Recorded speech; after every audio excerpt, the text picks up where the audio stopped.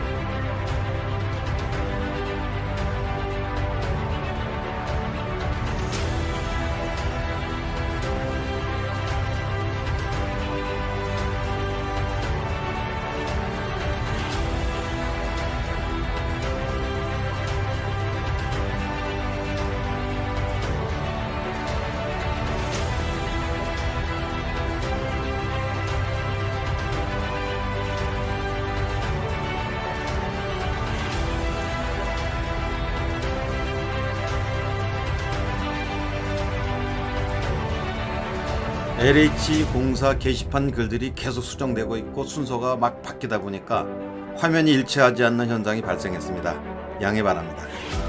자, 그러면 지금부터는 좀 더 복잡하고 헷갈릴 수 있는 내용들입니다. 끝까지 꼼꼼하게 잘 살펴보셔야 되겠습니다. 먼저 신청 자격입니다. 이미 앞에서 간단하게 말씀드렸습니다만 입주자 모집 공고일 어저께 3월 15일이죠. 이날 현재 성년자인 무주택 세대 구성원으로서 아래에 나오는 소득 기준, 자산 보유 기준, 기타 법에 정한 요건을 충족시켜야 되고 입주 자격 제한 조건에 해당되지가 않아야 합니다. 여기서 성년자라고 하는 말이 나오는데요. 민법상 19세 미만은 공급을 신청할 수 없다는 거죠. 단 항상 예외는 있기 마련인데요. 미성년자인 경우에도 공급 신청을 할 수 있는 경우가 있으니까 화면을 통해서 확인하시면 좋겠습니다. 무주택자란 당연히 주택이 없는 사람을 얘기하는데 여기서 분양권도 주택으로 취급합니다. 그러니까 이 분양권 가진 사람들도 자격이 없다는 거 확인하셔야 되겠습니다. 이어서 무주택 세대 구성원에 대해서 알아보겠습니다. 이 세대에 속하는 사람 전체는 다 무주택자가 되어야 합니다. 자, 그러면 이 세대 구성원의 범위를 보겠습니다. 먼저 신청자와 그 배우자가 포함이 되겠죠. 그리고 신청자의 직계비속과 직계존속, 신청자의 배우자의 직계존속과 직계비속, 신청자의 직계비속의 배우자, 신청자의 배우자의 직계비속의 배우자. 이게 좀 상당히 좀 복잡한데요. 이걸 다 일일이 설명드릴 필요는 없을 것 같고 직계존속과 비속에 대해서 좀 알아보겠습니다. 직계존속이라고 하면 직계의 자기보다 손 윗사람들이 있죠. 아버지, 어머니, 할머니, 할아버지 이런 사람들이 해당이 됩니다. 직계비속이라고 하면 자기보다 직계의 아랫사람들, 즉 아들, 딸, 손녀, 손자 이 부분들이 다 포함됩니다. 그러면 이 복잡한 관계의 사람들이 다 무주택 세대 구성원이냐? 그건 아닙니다. 신청자와 배우자를 제외하고 나머지 사람들은 이 신청자와 배우자의 세대별 주민등록표상에 같이 등재되어 있는 사람만 해당됩니다. 말이 좀 어려울 수가 있는데요. 우리가 주민센터에 가서 주민등록표를 떼면 거기에 쭉 같이 이름이 올라있는 사람들이 해당된다 이런 거죠. 단독 세대주도 좀 볼까요? 본인의 세대별 주민등록표상에 세대 구성원이 없는 사람을 말하는데 이분들은 전용면적 40타입 이하 국민임대주택만 신청할 수가 있습니다. 다음으로 약간 복잡하고 헷갈릴 수가 있는 소득 및 자산 보유 기준 말씀을 드리겠습니다. 이미 말씀을 드렸다시피 작년에는 모두 다 소득 기준이 월 평균 소득 기준 70% 이하였습니다. 하지만 이것이 좀 완화가 됐죠. 그래서 1인 가구의 경우는 소득 기준이 90%까지가 되고요. 2인 가구는 80%까지, 그리고 나머지 3인 이하는 종전처럼 70% 이렇게 되어 있습니다. 단 이것은 다 똑같지가 않습니다. 어떤 지역 같은 경우는 가구 수에 상관없이 전부 다 월 평균 소득 기준을 150%로 한참 확장시켜 놓은 곳도 있습니다. 자신이 국민임대주택에 신청을 하고 싶었지만 약간 소득이 높아서 그 기회를 갖지 못한 분들께는 이번에 좋은 기회가 될 것 같으니까 이번 기회를 놓치지 말면 좋겠습니다. 1인 가구 월 평균 소득 기준 90%라고 하면 269만 2,468원 이하입니다. 2인 가구 80%는 365만 28원입니다. 화면에 그 도표가 있으니까 나머지 부분도 확인하시면 좋겠습니다.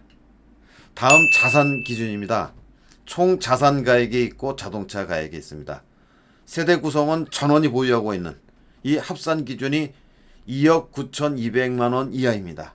이 자동차 가액은 세대 구성원 전체가 소유하고 있는 자동차 중에서 최고 가격이 2,497만 원 이하여야 합니다. 여기서 주의할 게 자동차를 자산으로 취급할 때는 당연히 모든 자동차를 다 포함시키겠습니다만 별도로 또 자동차 기준이 따로 있습니다.